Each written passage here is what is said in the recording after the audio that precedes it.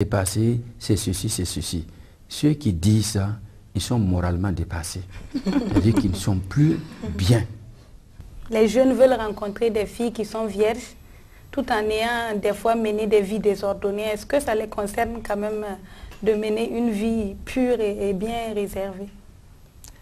Bon, je veux ajouter que quand on parle de la question de la virginité s'adresse à l'homme comme à la femme. Le jeune homme comme la jeune fille doit être vierge. C'est parfois dommage, quand on pense à la virginité, on pense seulement à la virginité de la femme, de la jeune fille, et ainsi des jeunes gens désirent se marier à des jeunes garçons, et en fait des jeunes filles vierges, alors qu'eux-mêmes sont des coureurs de jupons. Bon, c'est pas normal. Notre corps et notre être tout entier appartient à Dieu. Et c'est pourquoi nous nous préservons purs et chastes pour Dieu. Et nous rentrons dans le mariage vierge en offrant à notre bien-aimé ce que nous avions gardé pour Dieu. Et ça fait un honneur pour lui de savoir que j'ai offert à mon mari, j'ai offert à ma femme ce que j'avais gardé, préservé pour Dieu. On va tout juste revenir au micro-trottoir dans lequel il est ressorti, par exemple, que la télévision aussi avait un impact sur la sexualité des enfants. Maintenant, la question que je voudrais poser, c'est quelle attitude les parents doivent avoir face à ce qui se passe à la télévision? Est-ce que pour éviter l'influence, il faut carrément leur refuser de suivre les émissions? Ou bien est-ce qu'il faut filtrer? Ou bien quelle attitude pourrait être juste? La télé est très nocive pour nos enfants en matière d'éducation sexuelle. Et particulièrement à l'heure où tout le pays est mobilisé pour lutter contre la pandémie du sida, je trouve malsain de présenter à la télé ou à chaque bout de champ, il faut déshabiller une femme. Vous savez, le problème de sexe, c'est un problème difficile, ça attire trop l'homme. Et lorsque les gens sont bombardés quotidiennement par des films que je n'hésite pas à dire porno, eh bien ça a un impact sur leur comportement. Moi je pense que, on me dira là aussi que c'est un problème de liberté, si vous n'en voulez pas, il faut laisser les autres regarder, c'est vrai, c'est un problème de liberté. D'accord, à ceux qui pensent comme ça, je leur dirais, est-ce que vous êtes libre de vous faire du mal? Parce que là, il faut aller plus loin.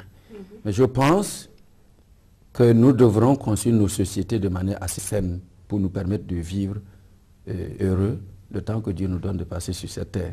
Nous, en tant que parents, on doit être vigilants et prendre des mesures, je ne dirais pas aussi trop sévères, mais en causant avec les enfants, en expliquant les enfants pourquoi telle émission n'est pas de leur intérêt et pourquoi à un certain moment, ils n'ont plus assez à la télévision, mais qu'ils doivent aller sur leur cahier, ils doivent aller lire autre chose qui peut donc les aider pour la vie. Qu'est-ce que vous pouvez dire aux parents qui se sentent coupables lorsqu'ils voient leurs enfants dans des situations vraiment désastreuses et qui se disent que c'est parce qu'ils n'ont pas joué leur rôle? Pour guérir de la culpabilité, le remède contre cette culpabilité, c'est d'abord, ce n'est pas de se résigner, ce n'est pas de se retirer derrière l'échec, mais c'est en un premier temps faire face à cet échec. Et comment?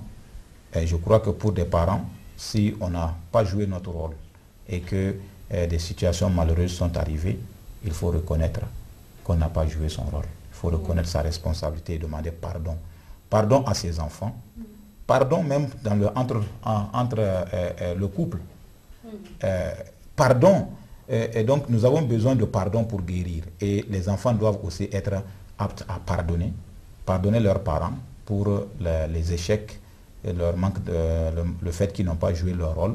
Et pardonner et recevoir le pardon des parents pour être guéris.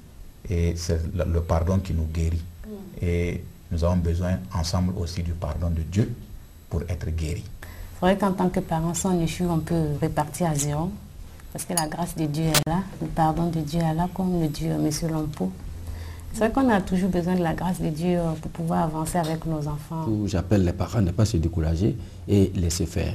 Aux parents qui ont des enfants qui commencent timidement justement dans cette mauvaise voie, je leur demande également de nous contacter pour que nous puissions les aider par des conseils. Il y a des conseillers conjugaux, il y a aussi des conseillers familiaux, pour que nous puissions les aider à récupérer ces enfants avant que ça ne soit tard. Vous savez, lorsque l'on se décourage, c'est comme si vous livrez votre enfant entièrement, totalement, maintenant, à des choses vraiment désastreuses. N'arrivez pas là, chers parents. Nous sommes là pour vous aider. Maintenant, nous allons vous inviter à suivre un reportage sur un bon exemple. Aline, est-ce que tu te sentais libre de poser des questions à la maman? Bon, par exemple, en ce qui concernait l'habillement, je veux porter tel habit, je peux demander, je pouvais poser la question à la maman, est-ce que cet habit est bien, est-ce que je peux porter cet habit, est-ce que, ainsi de suite. Ça c'était possible, par exemple. Et aussi, est-ce que je dois sortir, est-ce que je dois aller à tel endroit, et ainsi de suite. Et bon, ça aussi, bon, c'était possible. Mais à certains domaines, pour lesquels c'était difficile de poser des questions parce qu'on se disait, il y a des domaines classés comme tabou et tout ça.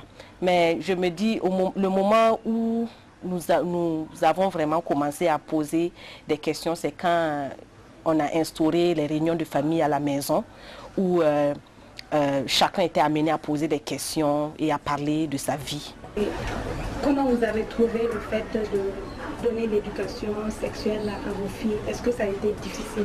Ça n'a pas été une chose facile pour moi, dans la mesure où pour les gens de notre génération, parler de la sexualité, c'est vraiment un sujet tabou. Et donc, ce n'est pas de façon naturelle que cela se fait. Je sais simplement que dès notre jeune âge, on nous a inculqué les valeurs chrétiennes. Et moi, dans ma vie, j'ai toujours été un peu réservée par rapport à parler de certains domaines au niveau des relations avec les garçons, avec les parents. Mais je savais ce que Dieu voulait par rapport à ça, ce que Dieu demandait de nous. Et donc, j'ai vu aussi que mes parents aussi étaient un modèle, un exemple. Et donc, j'ai moi-même conduit ma vie conformément à ce que Dieu voulait, conformément à ce que je voyais vivre chez mes parents. Comme Mireille l'a dit, on nous a inculqué des valeurs déjà, des valeurs chrétiennes dès l'enfance. Et donc, bon, même quand on se comportait d'une manière qui n'était pas correcte, on savait que ce n'était pas correct parce qu'on savait déjà ce qui était bien et ce qui n'était pas bien. Et donc, on peut dire que les valeurs qu'il nous a inculquées aujourd'hui, je peux remercier Dieu et remercier mes parents pour ces valeurs-là. Et c'est à cause de ces valeurs inculquées que je suis ce que je suis aussi aujourd'hui. Bon, je crois qu'elle a relativement tout dit par rapport à notre vécu quotidien. On se sentait responsable l'un de l'autre. Le fait qu'on ait instauré des réunions de famille faisait qu'on se sentait... On se préoccupait de la vie de l'autre et s'il y avait quelque chose qui n'allait pas, on avait cette liberté d'aller de dire à la personne, bon, dans telle chose, bon, ce que tu fais, ce n'est pas correct, il faut rectifier, etc., etc. Donc, ça fait qu'il y avait une certaine ambiance de confiance et puis de partage au sein de la famille. C'est ça qui a beaucoup aidé chacun. Concernant Aline, bon, il faut dire qu'il y avait quand même beaucoup de gens qui venaient à la maison et il m'arrivait de donner mon avis par rapport à telle ou telle personne ou même moi-même de prendre la responsabilité de chasser telle ou telle personne parce que je trouvais que la personne n'était pas bien pour elle. Oui, bon, j'écoutais mais je ne suivais pas forcément. Mais sinon, bon, on avait quand même, on discutait vraiment souvent ensemble et tout ça.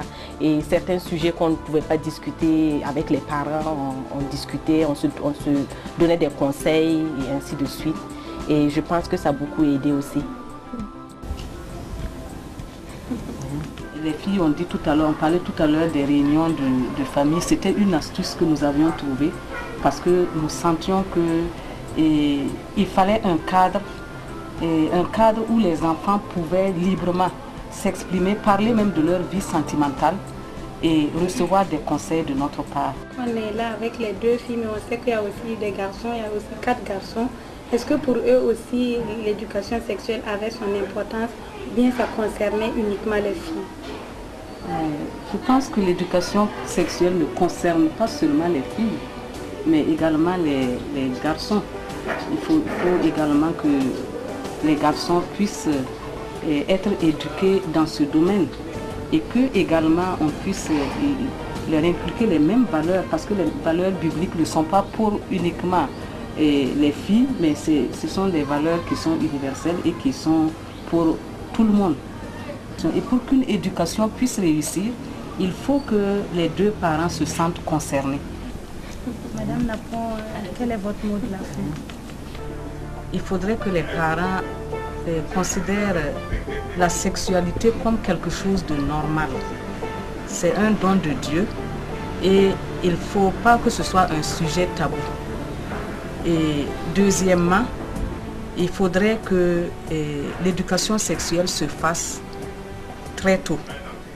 Ce serait bon que les parents instaurent un climat de confiance avec les enfants, pour que les enfants se sentent libres de venir à eux et de pouvoir parler de leur vie sentimentale. Il faut veiller aussi aux fréquentations des enfants, ne pas fermer les yeux. Et si vous vous taisez, ce n'est pas normal. La parole de Dieu dit qu'il faudrait instruire l'enfant selon la voie qu'il doit suivre, et quand il va grandir, il ne se détournera pas. Donc c'est une réalité. Donc vous avez entendu les filles, c'est dès le jeune âge qu'il faut commencer l'éducation. Et l'éducation sexuelle est une partie de l'éducation en général qu'on doit donner aux enfants. Nous tirons vers la fin de l'émission. Mesdames, Messieurs, merci d'avoir accepté de venir sur ce plateau. C'était vraiment un plaisir pour nous de vous recevoir. Et nous espérons que les auditeurs, les téléspectateurs profiteront également de cette émission. Merci et à la prochaine. Si vous avez des questions, vous pourrez vous adresser à l'adresse qui sera affichée sur l'écran. Merci, au revoir et à la prochaine.